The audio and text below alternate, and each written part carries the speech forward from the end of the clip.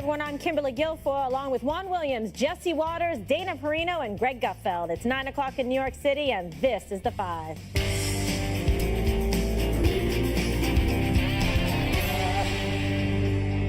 Another day, another scandal for CNN. Today, Project Veritas, a conservative investigative group, released a video of prominent CNN left-wing contributor Van Jones apparently downplaying the significance of the Russia investigation. Fox News hasn't verified the authenticity of the video, but a man who appears to be Van Jones is heard saying, quote, "The Russia thing is just a big nothing burger." The video was released just a day after Project Veritas put out a separate undercover video of CNN health producer John Bonifeld calling the Russia story BS. This, despite the network's nearly non-stop coverage of the investigation into possible collusion between the Russians and then-candidate Trump's campaign. And that's not all. Yesterday, we told you how 3 CNN journalists resigned over a retracted article that said a Trump advisor was under investigation for ties to a Russian investment fund. The New York Post is reporting that CNN only retracted the article after it was threatened with legal action. Take a listen to how radio talk show host Rush Limbaugh is reacting. Could Donald Trump be the end of CNN? What a legacy that would be. I think that's what the Trump administration is doing with many in the media. They're like cats. He's got this little red laser light and is just causing them to make fools of themselves, and everybody's laughing at them as they're crashing into walls and sofa and the floor. And that's what little Jim Acosta had happen to him yesterday. All right, so the news, the developments, yet another layer to the CNN problems, a network under siege. Greg, your thoughts? Well, it's tempting to rip CNN to shreds, given the pleasure they took in our travails. Or every Sunday, that human thumb, Brian Stelter, would go off on us, and it's nothing. It's not a nothing burger. It's a nothing caviar. I will defend Van Jones in the sense that I don't think he was ever on the Russian thing. The narrative of the network, definitely, they're pushing this. But he always seemed more measured of the crew, that he kind of knew. So I don't think he's being a hypocrite. And so I have to praise him for being consistent off camera and on camera, because like I said, this will happen to us. If you aren't consistent on camera and off camera, and you say you're for something in the green room and you're against it when you're here, you deserve to be called out. I don't think that happened to Van Jones. One other point, I find it interesting how the media loves this kind of stuff when they aren't the target. Decades of consumer journalism were born from 60 Minutes. Every local TV news station had a consumer reporter that would dog some poor guy at a supermarket because he sold milk past the sell date. And it was like, you know, it was just ridiculous and absurd until then, you know, it happens to them, and then it's like, oh, I hate this. All right, well, CNN's doing a pretty good job of kind of doing themselves in with this. Dana, a lot of people in the work, they're concerned about, you know, credibility, because this is a blow in terms of a news organization. You want your viewers to trust you, and that you're going to, in fact, you know, deliver the news and have accurate sources. It's what, you know, we all try to do and strive to do. Well, certainly, and I think that one of the reasons they're upset is because I would say probably 98% of the people at CNN do try to do that. I mean, they do a lot of original reporting, right? They're all over the world. They're trying to do something. They did something terribly wrong. They apologized for it. They fired 3 people, whether it was because on the merits of the journalistic integrity or because they were worried about a lawsuit. And the threat of it, that's actually kind of interesting. I'd love to learn a little bit more about that. But I also think about Van Jones. You know, we just showed a clip of him within the last 2 weeks when he was at that big Democratic convention meeting where he basically was saying to all of them, like, stop on the Russia thing because we are going to lose. We are ceding the policy ground. While everyone's going to be talking about health care or helping the working class, we're all talking about Russia, and you just burned $1 billion on an election, and you didn't actually help us advance the ball. So I think he is actually being consistent. And it's kind of a bummer that you can't feel like you have any privacy whatsoever in any of your conversations. But I guess for him, I do think that he has been consistent. All right. So what do you make of this latest development with Van Jones? You agree with Greg that he was never really one that was out in front on Russia. I'm sure you could find some tape of Van Jones saying some pretty horrific things about Trump and Russia. So I'll let the people on the internet find those and then embarrass CNN. And get back to you in 2 minutes. Exactly. Trump reminds me of Roadrunner. So he runs really fast, and then CNN's Wile E. Coyote. So Wile E. Coyote chases Roadrunner over the edge of a cliff, and then all of a sudden, Wile E. Coyote looks down, and there's nothing underneath. That's CNN right now. Splat. And they hit the pavement, and then Splat they try News again. But Trump has this effect on people. You know, Rush was talking about the laser beam, and I've said it before that Trump brings out the best in people and the worst in people. Right now, he's bringing out the worst in CNN.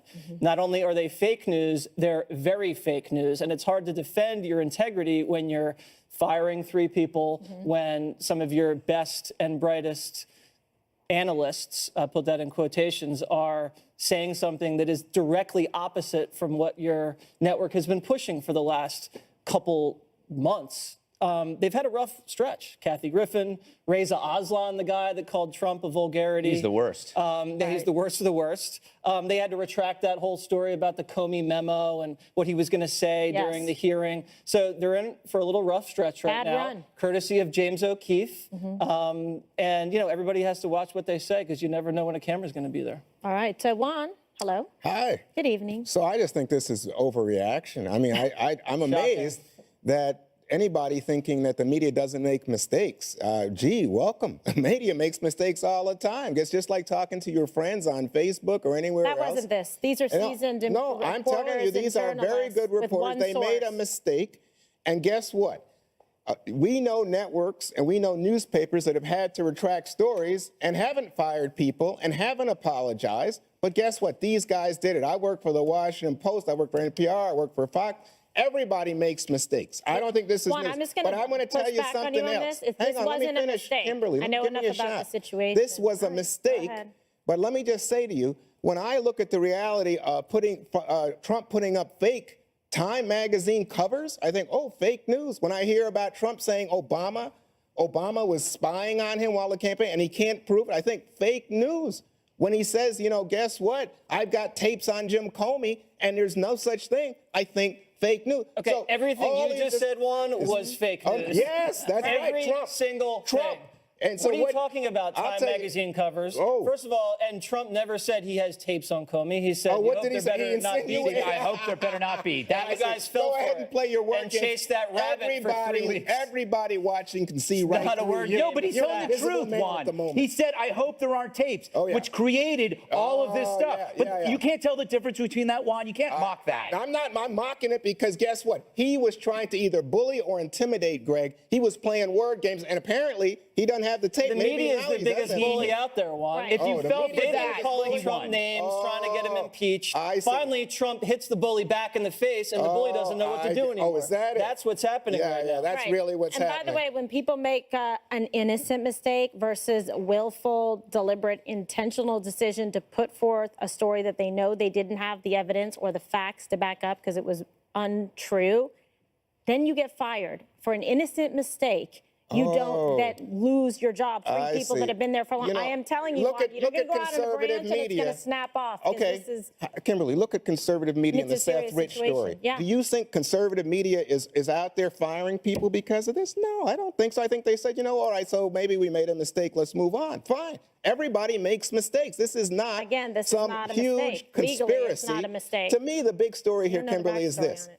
Right now, people are trying in the conservative media to put CNN back on its heel and underplay the idea that there's any legitimacy to this Trump investigation. Poor CNN, and the Juan. Trump We should really campaign's feel bad for relationship to Russia. CNN. They No, it's fine. I did agree. whatever the President Obama wanted for the last 8 years. Then all of a sudden they try to get Trump out of office. No. They're making mistakes left and right. We call them out, and then Yeah. they're saying, woe is me. Come on, No, Juan. I'm not It's a saying woe tough is me. business. You know what? CNN has to toughen up You know and what? stop acting like everybody has to feel sorry for them. Nobody's feeling sorry for them, but I think what Greg said Ever right seen off the Brian top. Seltzer on Twitter? He's acting like they're the biggest victims out there. Well, and No, he but I had think they're to- bullied. And he had to essentially make a retraction as well when they tried to push back on the stories. Well, we don't know if it's true, et cetera. And he had to come I forward just think again what and you clean said it at the up. top was right.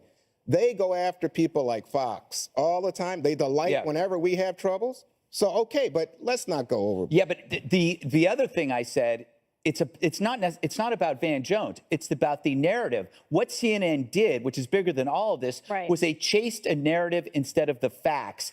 They wanted they couldn't find the facts. Right. So they ran with the story anyway. And I get it. They did it for ratings. Trump delivers ratings. It's why all the networks are going up. Oh, yeah. But the interesting thing about Fox News is we aren't chasing ratings. Trump just brings them. And if you just cover the news, if you just cover what Donald Trump is doing, your ratings will be fine. You don't have to create a story that doesn't exist. So that's not a mistake. Yeah. That is willful and intentional choice to push a story and a narrative, regardless if there are facts to support it.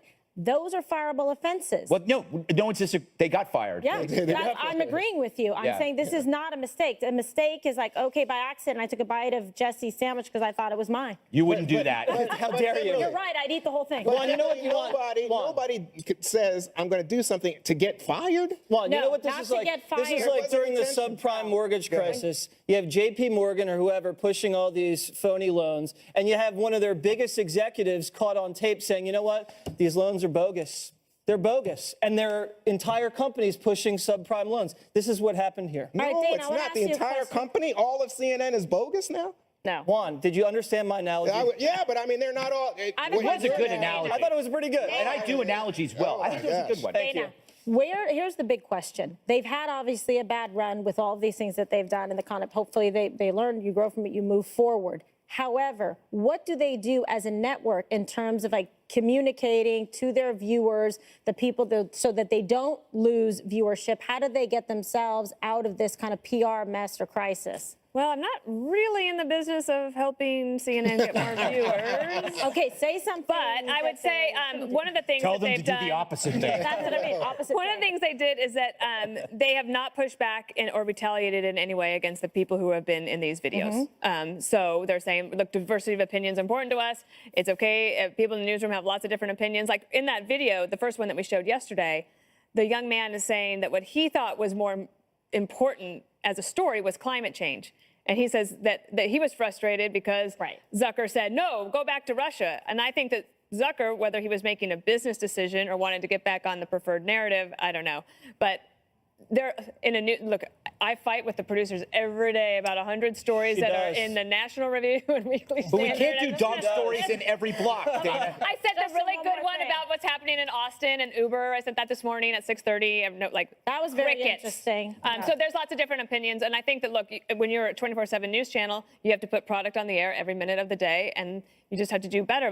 But I think that we all wake up every day, we excited about our jobs, and we all want to do a good job. Right. So I don't think that's anything. I don't think that's any different over there. But I guess they try to have to keep their employees solid first. Right, but the problem is if they were chasing ratings regarding Russia collusion, which we've seen on Well, if MSNBC. that's true, and then it bit them in the rear end. Well, there Watch you go. your mouth.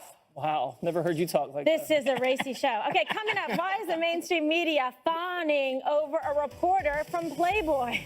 Oh, nice block. Greg explains what the heck is going on directly ahead.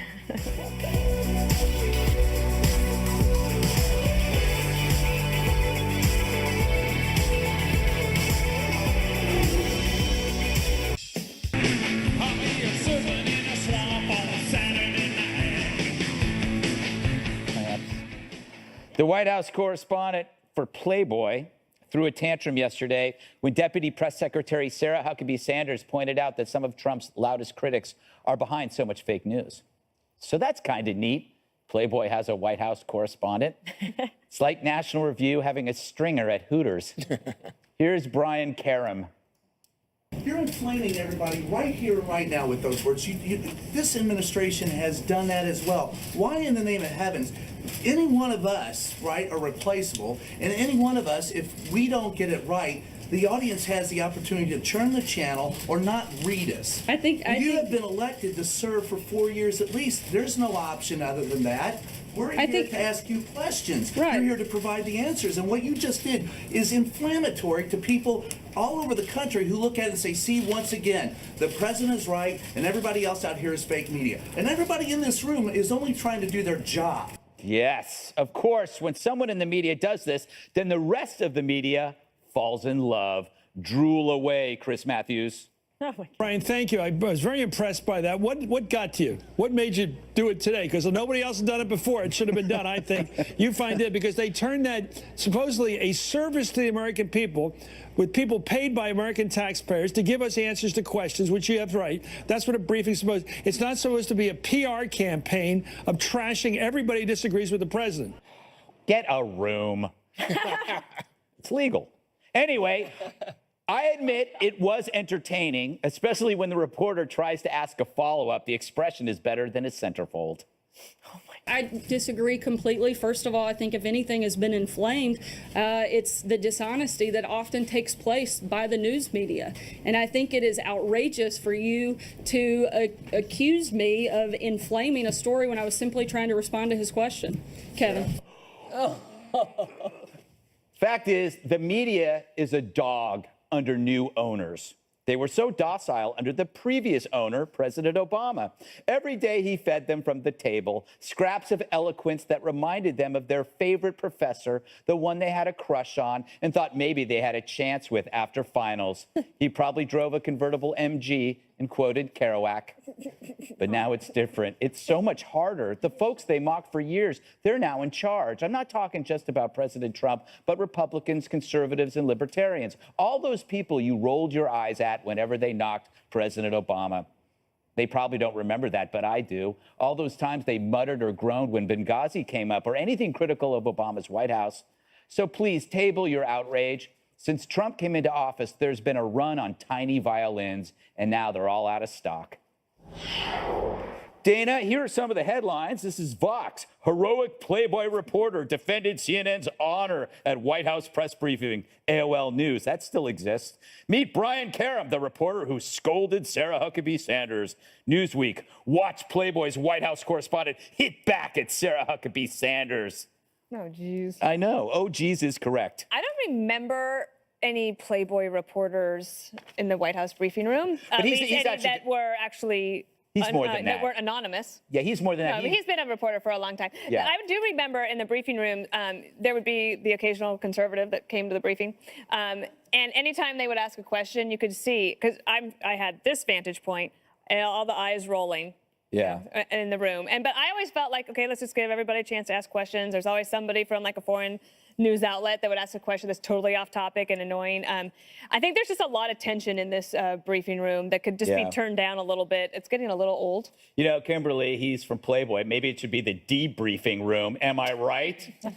Great question, Greg. Thanks for calling on me. Yeah. No, Jeez. Wow. you know, you have. We worked on that all yesterday. No, it just came to me. But the media loves it when the media speaks truth to power, but they never did this under Obama. So it's a little No, false. of course. And to be honest, it's a very tough position. I wouldn't want to see Dana Perino in that position, Sarah Huckabee, Sean Spicer, because you're just really on defense every single day, taking heavy C-130 fire. It is definitely a relationship that needs to be repaired because you do want to do a good job to represent the president. He's got about 40 people working in communications. He's frustrated because he feels like, okay, I want to get some good stories out there and talk about my agenda, what I want to do. Let's talk about healthcare and taxes and immigration and national security and all the things he's been working on.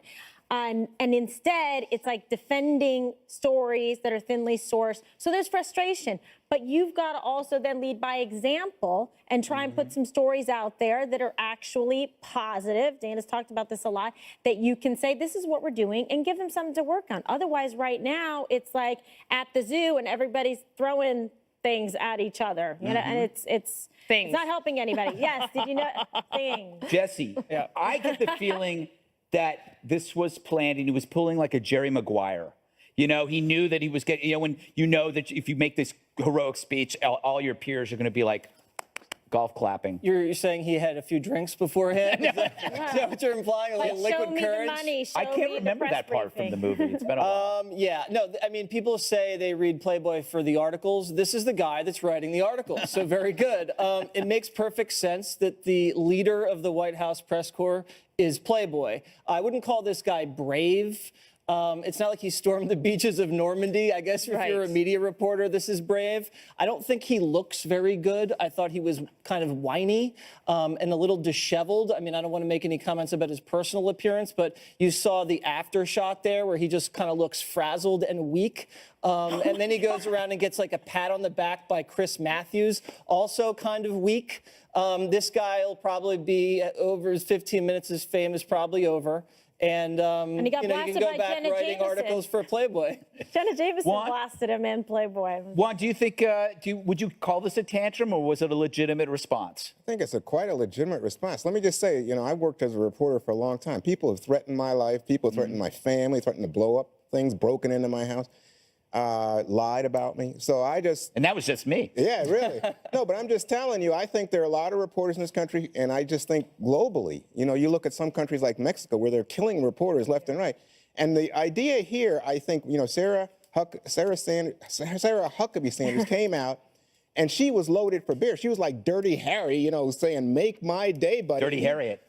Dirty, okay. And he said, though, you know what? You're undermining the First Amendment here. You are setting a fire. You're saying to everybody in your political base, ignore the news media. She made a good They're all point. a bunch of liars. She made a good and point. Guess what? The only source to be trusted, Donald Trump. But no, but she was making a good That is point crazy. that a lot of the people that go after Trump for little things are the ones who are making big mistakes. You wanted to add something. Yesterday, Jonathan Swan from Axios, right before the briefing, he tweeted, "I've been told to expect fireworks at the briefing." So the White House wants this fight because they think that it helps them, and it does help them. Here we are talking about it every night, about the fight that they have with the media, and they have legitimate reason to have fights with them, especially with the CNN story. Especially when it distracts But from they want it too. That's right, because they feel vindicated because they've been saying this, so that was their big moment to say, see, this is what we've been complaining about. Please understand, we've tried to tell you this. You're putting out these stories, and now look at what's happened. No, I just think think they took Scaramucci had the best way to advantage of deal a with it. moment because it helped them, again, to undermine anybody who's covering the connection between Russia, the Russian government and the campaign, and secondly, to distract from the failure of the health care legislation. We must now move It's not on. failure. Okay, we'll move on. Well, let's move on. Okay, up next, we'll tell you why criminal aliens should be afraid about what President Trump did today. Stay with us. We think we know what the problem is. You X-rays are just confirmed, and we think we know what's wrong. You're gonna be getting shot. Getting shot. Can we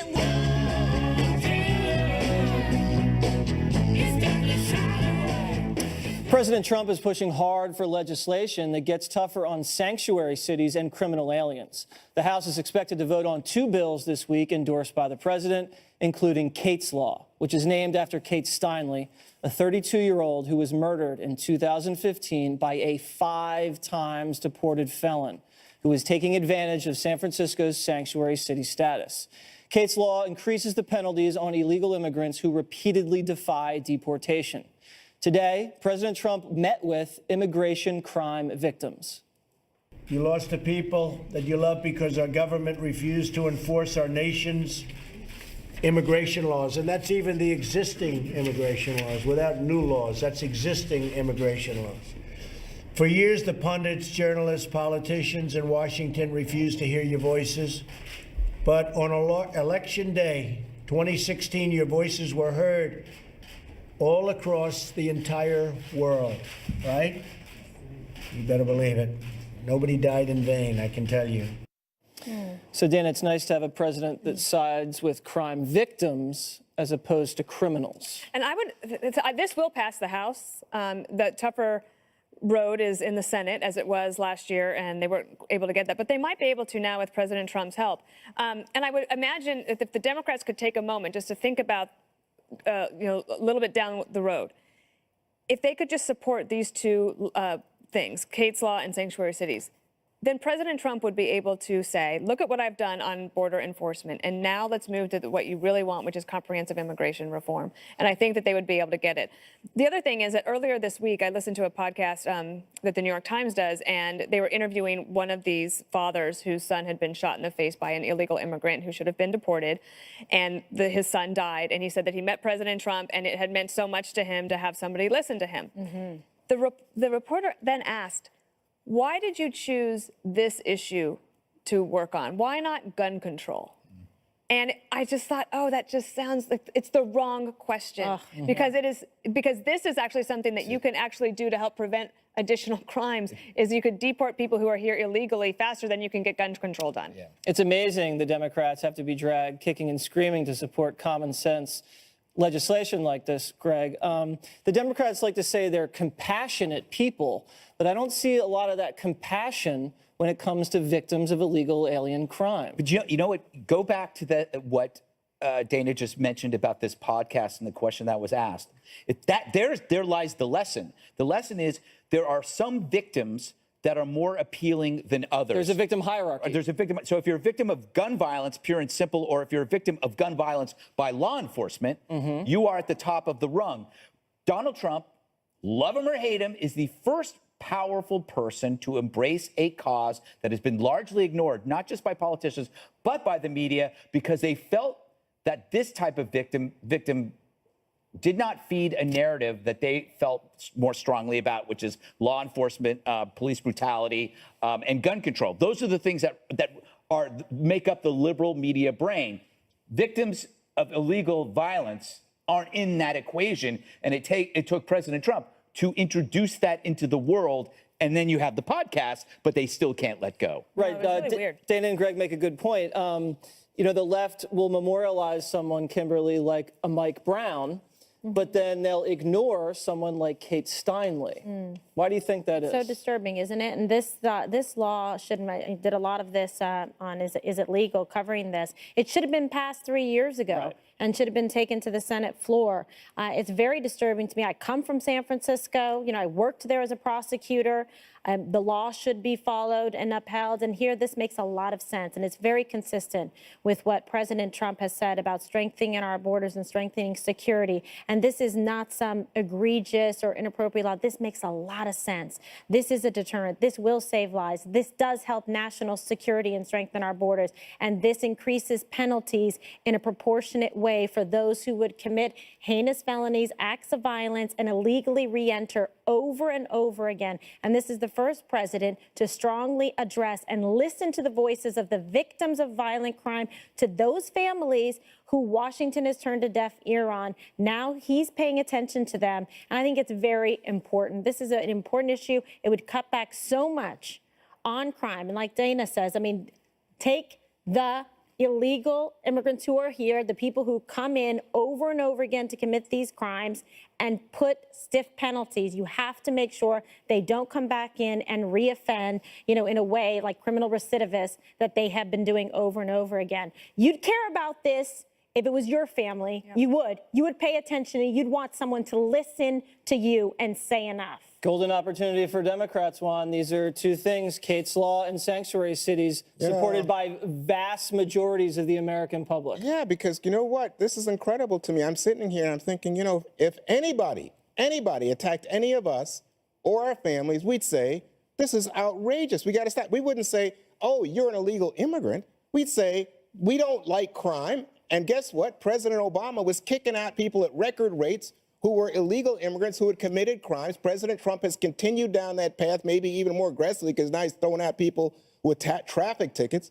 But the idea is you shouldn't demonize all immigrants or even all illegal immigrants, because the statistics, as Greg and I have argued over, show they have a lower rate of criminal behavior than people who are here as native citizens. There are competing statistics. Ryan. Okay, we've argued that case. I know, so let's not go back. but you said, but federal stats have illegals at higher, state and local, have higher compared to the overall share of population. But then when you look at other stats, it's lower. But I have a solution for this. Cato, a conservative group, Greg, says that's wrong. They're libertarian. I have a solution for this. Gosh. Because there are competing statistics, don't look at them and just look at the problem of illegal immigration. Yeah. Right. If we can't agree on the crime, then just look at illegal immigration as a separate issue. Fine. Solve it. Okay, so let's look at illegal immigration. Remember, President Bush tried to get something done. Guess what? The talk radio show host on the right said no. Guess what? But they'll support Trump. President Obama tried to get something. You know, it's just,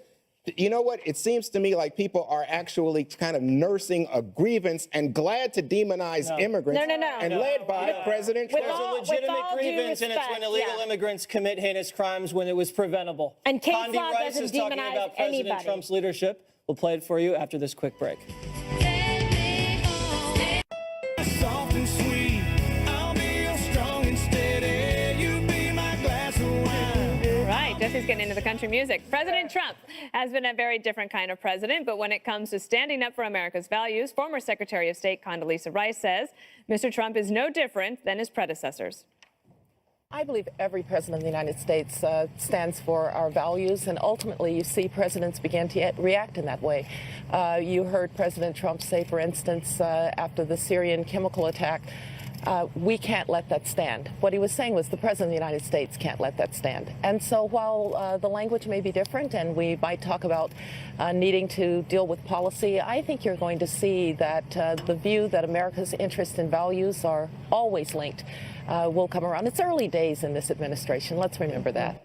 The ever gracious and very wise former Secretary of State Condoleezza Rice, which always has an ability, Greg, to remind us of the bigger picture, the patriotic way of looking at things. I'd like to think I taught her that.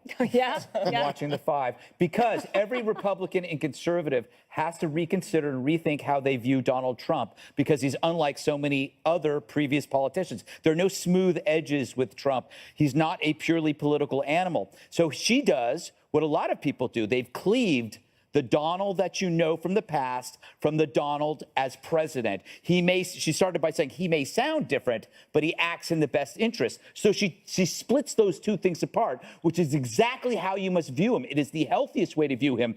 He sounds different than he acts. Now think about this. Compare that to President Obama. President Obama's sound was smooth, like music at a spa, but his deeds were questionable. This is reverse. Trump's sound is blunt, raw, to some scary, but his deeds are primarily in the service of the country. He's a reversal of Obama, and he's not like anything people have seen.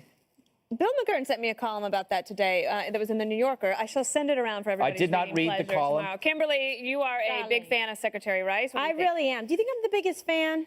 I think I might be. We could arm wrestle for it. Sounds good. I'll meet you later. I think this is great. You know, I mean, this just really goes to show, I'm not kidding. This really goes to show you what valuable, wonderful, patriotic, Condoleezza Rice is to this country. Because instead of being somebody saying, well, I worked for a previous administration, she wants to get in there and help. And we all know that she has been personally very helpful to this administration.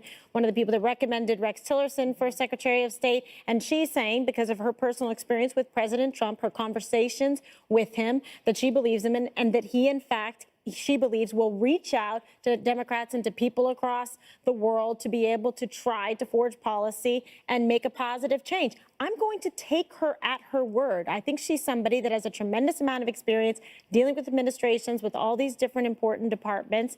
And I think she knows a thing or two about what's going on there. Well, and also, Jesse, she just came out with a book called Democracy that has all these stories about how democracies survive over time. And I think what she was trying to say is that let's look at the big picture here. He is a public servant and he is doing what is in the best interest of America. Yeah. What are your thoughts? Condi really owes you for that nice book plug. It's a good book. There you go. She Again. was going to come on the Actually read it. Condi was going to come on the five. It's a great read, I'm sure. Connie is a woman everybody respects, highly, respected by almost everybody. This was a big establishment stamp of approval. I don't know why we still need that. I don't think we need people like Condi Rice coming out and she's saying, not very political. I know, but coming out and saying Trump is a patriot. I think everybody knows Trump is a patriot. Jesse. I think some people in the media that listen to this treason talk with Russia still think this guy's some sort of, a traitor. So, maybe when they hear, Condi Rice on CNBC saying then take it. Trump is a real Well, then patriot, take they it say, then. maybe he is. I don't think we need that. Maybe she's a good don't talk housekeeping past seal the of sale. approval. It's positive. I mean, you Yeah, I complain know. about people being negative. I'm She's not saying something complaining. positive. I'm just pointing out the reality. Juan Williams, last word. Well, I think what's great is Condoleezza Rice is so gracious, but I don't think she's a Trump supporter, and I don't think she endorsed Donald Trump. She's pro-USA. In that little thing Yes, she she said. is. In fact, the most important thing she said was that, ultimately Americans are going to act in the best interest of America. Let's hope. And then she said, the Russia investigation is legit, Okay. and it should be pursued, and it should be pursued to find out what happened and make sure it doesn't happen again. Thank you, She Condi spent Rice. time at transition, and she's been at the White House quite a bit, and she has most definitely been at the State Department. And there was a little bit of A news. lot. President Trump has accepted an invitation from French President Emmanuel Macron to go to Paris for Bastille Day. Oui, which is oui. awesome. I love that. Not right, now. A liberal pundit says the media is being too sensitive. We'll tell you about it straight ahead.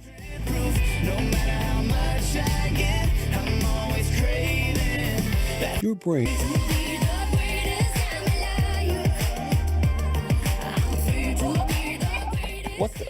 The mainstream media gets its fair share of criticism from Republicans, but now even some on the left voicing complaints. Former talk show host Phil Donahue says the press is far too sensitive about criticism from President Trump. I just think it's a bad thing for the press to get in to the punching game. And by the way, in my experience, there are a lot of people in the press who can't take a punch. They, Washington Post, New York Times, these people can't find enough adjectives to express their disgust for this president. And yet they miss the story. They missed the story. They missed the guy in the Midwest who's working long hours without a pay raise, whose kids can't pay back their college loans. What do you think, Jesse? Press have a glass jaw? Yeah, they do, and Trump shattered it. I think when Donahue is the voice of reason in the Democratic Party, I think the Democratic Party is in big trouble. And he makes a great point. They've totally lost touch with reality. They've lost touch with their constituency. Russia isn't going to put food on people's tables. Russia isn't going to put your kid through college. It's not going to lower your premiums. So I think the Democrats should listen to Phil Donahue. Did I just say that? Yes, you did. And they might be better off, as a matter of fact, don't listen to Phil Donahue. So, KG, he said this: you're supposed to, talking about reporters, tell people often what they don't want to hear. That's your job, of course. But if you're not popular, you don't get promoted in the news game, and somebody else will have to feed your kids. So this is what he's saying, that reporters have to do it. Yeah, I mean, look, he's giving good general advice, but then you also have to apply it to today and what's going on. And when you look at the polls and just the complete disfavor and low regard that the public, the American public, the voting public has for the mainstream media, for the stories, for the fake news, there's a reason they're in the fix they're in. So they need to take a closer look at themselves and their ethics and their journalistic standards, and then maybe things won't be so rough for them. Dana, tougher press? Well, yeah, everyone's sensitive, right? So everyone needs to grow a little bit of a thicker skin. We've all been through a lot in the past 2 years. But I would say, but his point about them missing the election is a good one. And if all the news outlets are doing better and the ratings are better, subscriptions are up, if you are a young entrepreneurial reporter, I would ask your editor for a road trip budget, hit the road for the next 6 months, don't come back. And then, come back. Don't come back until you've had some experiences with people that are actually doing the voting. Greg. Phil Donahue telling people don't be so sensitive is like Mr. Clean saying don't be so bald. This was the first sensitive new age man. He was the first male feminist. I remember as a kid in the 70s at home watching him. He was the mascot for the Me decade. There's nobody more sensitive than Phil Donahue. Was he crying on the air? He used to cry. I think he cried a lot. How old are you, Greg? Well, hang in there, 77. guys. Get tougher. One more thing is up next.